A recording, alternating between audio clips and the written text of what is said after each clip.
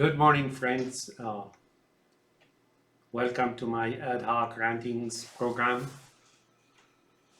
Today will be a specific pick. I just read a report, official report, that Austria, where Vienna is, will oppose Ukraine's entry into the EU. So, as you can see, and it says after a couple of weeks or 3 weeks from meeting with Pustalinin, right? You know, the Austrian chancellor went and met with Pustalinin for what? I don't know. You go there and you think that he's trying to convince him of backing off from this disastrous war and so on, but turns out that he's getting instructions. His meeting with Pustalinin is similar to that of Trump meeting with Pustalinin in Helsinki.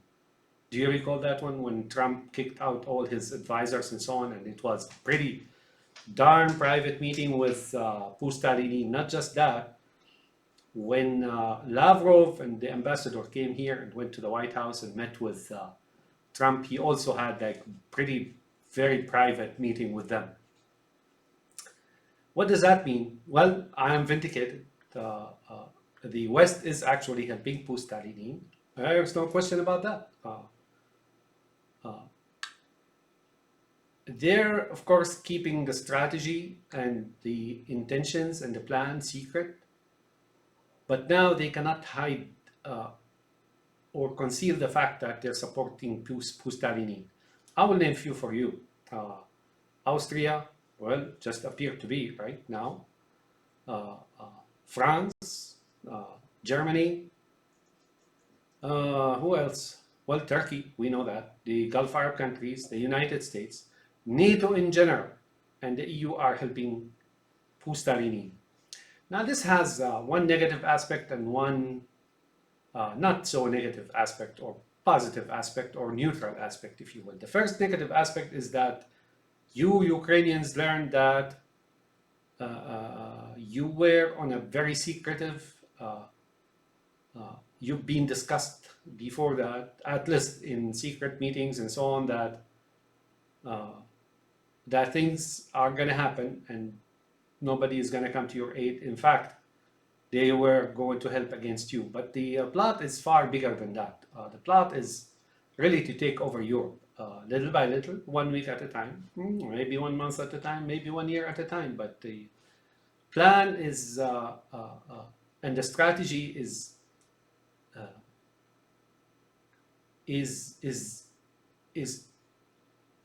immutable for Pustalinins, the lizard-eye cabal of Moscow, and their Israel, of course.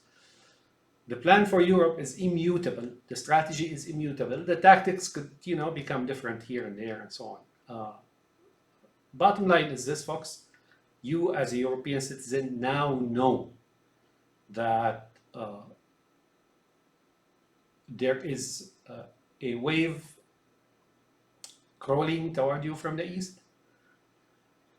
And that's probably a surprise to you. When things started, I told you before that you're gonna face a comprehensive operation, a detailed plan, very secretive plan that has been in development for a long time, decades perhaps for years or decades perhaps, right? And I mentioned a few things to you. You probably thought these were overactive imaginations or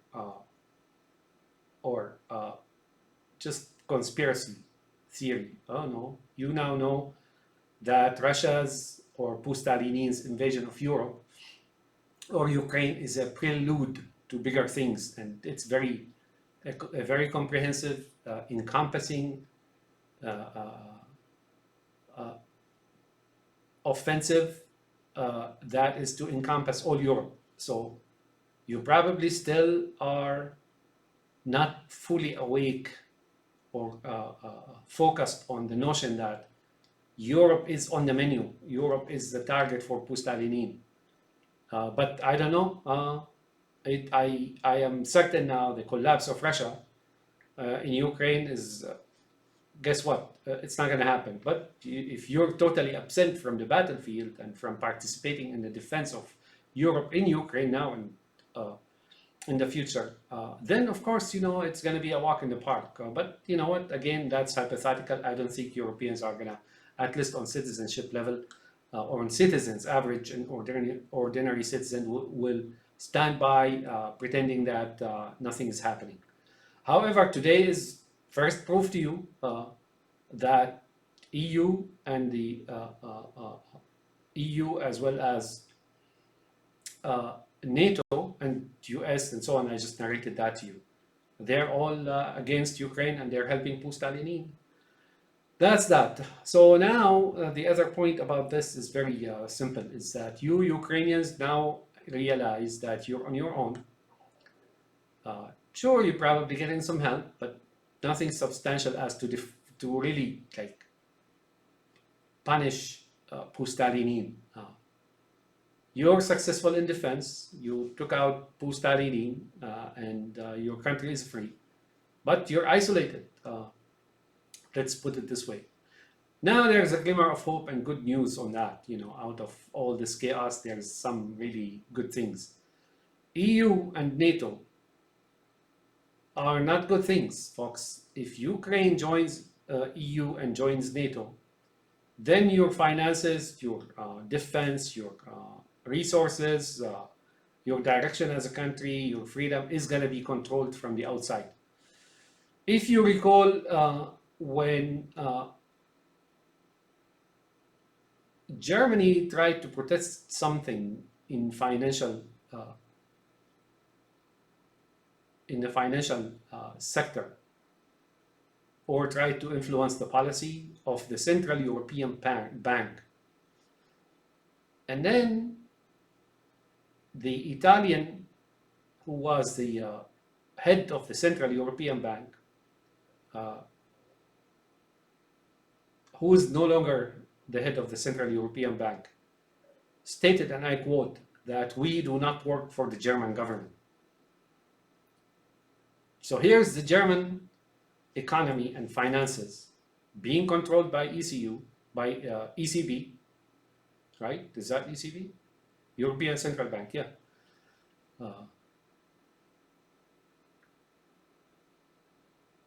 And diverted in all kind of misuse and financing Israeli investors and whatnot in trillions, and putting Germany in debt for forever probably. And this is like getting Vito Corleone into your bank, and making him the responsible for your safe, right, where the cash is. And that's what he said. So you'll become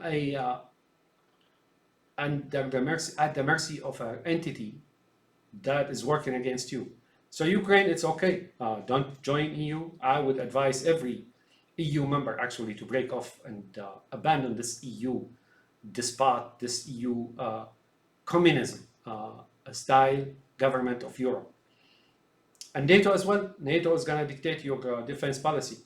And they showed so far in the past 3 months that they are against you winning the war against, for your country in your defense, and they are helping Pustalinine.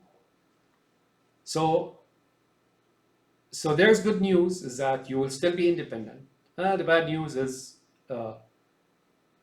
there is more than one enemy that you have to deal with. It's one enemy, but it's got multiple venues and multiple partners and multiple countries, and quite few, right, under the umbrella of Israel, of course. So you're now not just fighting against Russia, but ultimately, that's what's going to happen. Take, for example, if you attack Russia now, Ukraine, if you go attack Russia, right, and they show success, NATO and EU and the United States and China and the Arab Gulf countries and so on, all will send forces to quell your advances right there and then. That's Israel, of course, right? So there you have it, folks. The other point I want to make is very simple, and that is this. Russia didn't just collapse in Ukraine. Russia was groomed and nourished and built and structured as a big one of those big legs or very long big legs of the tripod of Israel, which includes Russia, China, and Iran. And they were counting so much on it, right, folks? And basically that collapsed. Now you may say, well, they collapsed in this war. Oh, they collapsed much more than that. Right now, Russia has lost a lot of prestige, a lot of reputation, and everything about Russia is tarnished, is torn down.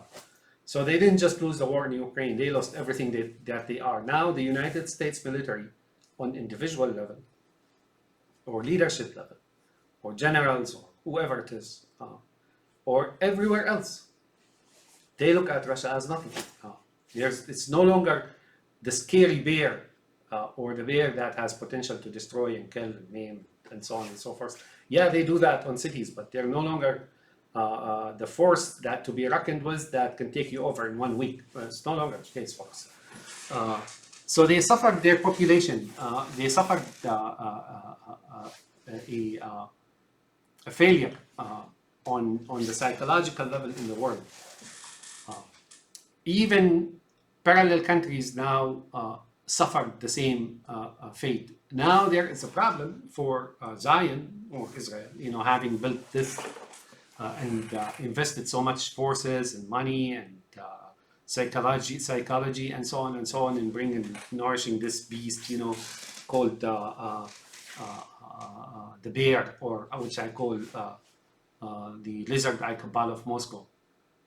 That's a big loss, folks. That's major loss. Not just loss. I mean, if you want to recover Russia to be whatever it was, say under the two brothers, Lenin and Stalin, and and Boris Yeltsin and whoever it is, in between, Gorbachev and whatnot, and Brezhnev, and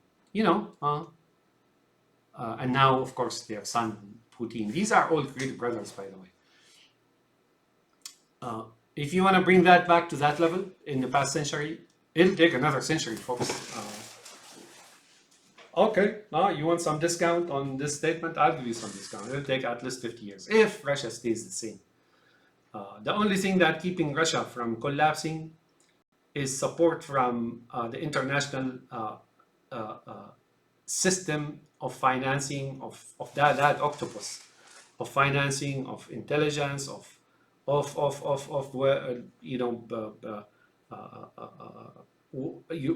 whose participants are the United States, China, Germany, France, Gulf Arab countries, Iran, you name it, under the umbrella of Israel, by order of Israel. Otherwise, believe me, this country as Russia will have collapsed long time ago, dissipated and just collapsed long time ago. That said, it is thus Russia has become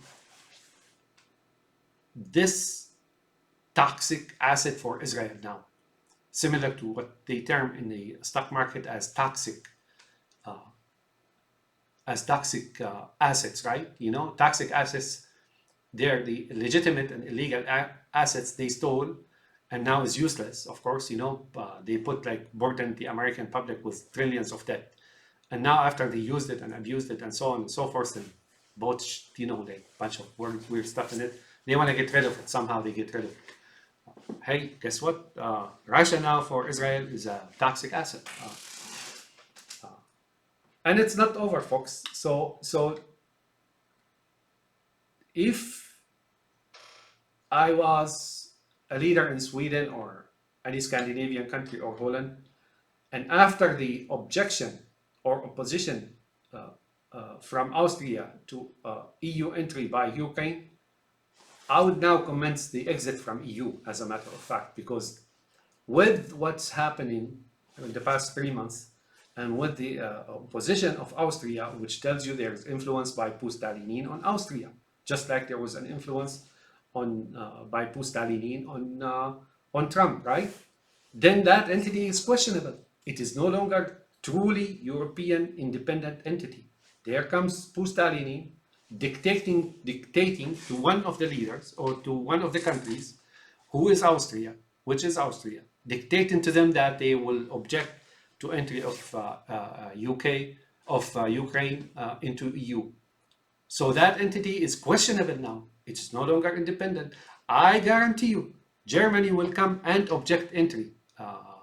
I'm not 100% certain, but their behavior up until this point, as if they want Ukraine to lose and be taken over by Russia, right?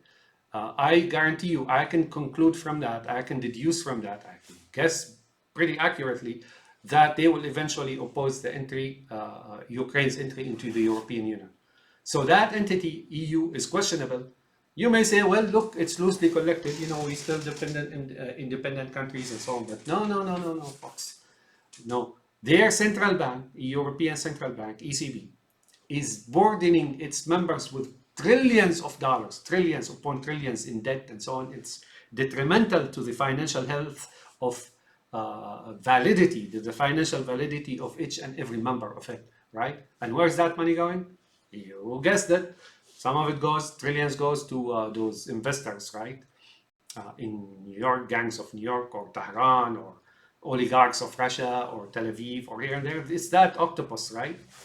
And then some of it is going actually to support the ruble because the ruble began to crash actually. And right now, that ruble is being supported, if not on weekly basis, then on daily basis by the United States, by Germany, by Gulf Arab countries, by whatever financial system that is controlled by Israel, even though it could be fake, of course, or digitized, whatever it is, meaningly computer numbers, right? But that doesn't matter. Even though it's symbolic, it still means something for the Russian individual. And how far they can go with that? They can go far with that, but no matter how far you go with a lie will always be a lie, and it'll come back to haunt you. That said, well, that's what the EU is, folks. If you want to continue to stay in the EU, that now showed to be sympathetic, in the least, sympathetic to Pustalinin, in the least, as a matter of fact. And what else there is under, under the smoke, there's fire, like they say. Europeans, you should have no doubt to what is going on and what is coming your way. You should have no doubt. And if you really love your people and your nation and your country and your history and your society and want a better future for your children and so on and so forth, now is the time to oppose this new world order of whom Israel sits on top of, right? And then dictating to you. You also are responding and not proactively thinking about what may come tomorrow and after tomorrow. I can tell you this, folks, there is apocalypse in the making for Europe, and that it has faltered so far. Ukraine bought you time. Not that's going to happen. Russia basically now suddenly proved to be nothing, and any European country can counter it if you have the will to fight. So that's that, folks. That's tape number 1. I encourage you to really reconsider all that you're doing and then force your establishments, those establishments or whom they call themselves government, to react and to intervene and so on. And again, if Europe is still under monarchies, whether it's Germany or Netherlands or France or whoever it is, like 200-300 years back, they will have already intervened in Ukraine already. That's their natural reaction. Not that what is coming from Russia is better for you than what is there now. Oh, no. What is coming from Russia? What is coming from Russia, folks, is something problematic. Trust me, if you don't care, then don't have any children. Their strategy is immutable, and I'm going to make another tape with some fun and facts and attach it to this one. Make it tape number 2 or video. I'm sorry. Make another video. Shoot another video speaking about Russia and what they lost and what they've become and so on. So it's not all bad news. There is some bad news, and that is Europeans. You discovered now that the entities that rule you, such as EU, such as EU central bank, such as NATO, such as United States, and so on, are really against you, and then they are helping Pustalinin. Pustalinin, for those, I keep getting asked, what is Pustalinin? It's really Putin plus Stalin plus Lenin. That gives you Pustalinin. What I'm trying to say is that here is communism at its worst, coming your way.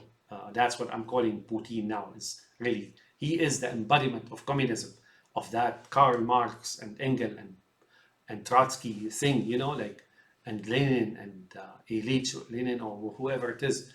These guys are basically bloodsuckers. That's all they understand. You have no idea. They don't have senses of humanity in their heart. Basic and simple. There's no exaggeration. There are those who lived in the past century and are still alive during the revolution and afterwards, or under communism rule, whether it's in Germany or Baltics or Finland or Eastern Europe, and they can tell you. What I'm trying to add, the value I'm trying to add to that is that hasn't changed, folks, and they're coming to take Europe. It's that simple. They want to make sure that Europe never rises again or enjoys freedom and starts a process of blossoming and growing and so on after the Soviet destruction in Afghanistan. That has happened, but they're trying to remedy that and then take Europe and make it Animal Farm again. Watch my other video, please. You'll have some fun laughing and listen to some facts about what's going on. So that's bad news. The good news is, so far, from the first get-go, guess what? The quarterback passed the ball to one of his players who went back and scored against their own team. Or if Daki just entered Ukraine, its hooves couldn't handle, and then he flipped and then basically tumbled down the trench and can't get out. Basic and simple, folks. Have a nice day, and we'll talk to you later. Bye now.